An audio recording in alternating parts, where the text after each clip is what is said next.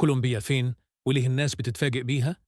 كولومبيا موجودة في شمال أمريكا الجنوبية، والمميز فيها إنها على المحيط الهادئ وعلى البحر الكاريبي، يعني بلد واحدة فيها سواحل مختلفة غير الجبال والغابات.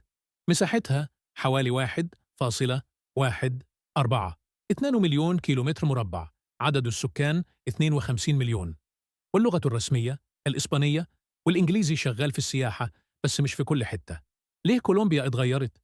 لأن البلد عدت بمرحلة صعبة، لكن دلوقتي آمنت سياحياً في المدن المشهورة، مستثمرة في السياحة، والناس ودودة جداً مع الزوار. نبذة ثقافية سريعة: كولومبيا بلد موسيقى، رقص، ألوان، وحياة في الشارع. هتحس إن الناس بتحب تعيش، وده بيبان فيه الكافيهات والساحات والمهرجانات.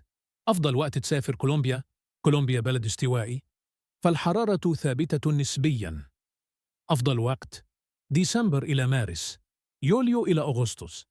الأمطار ممكن تنزل في أي وقت، بس غالباً خفيفة ومش طول اليوم.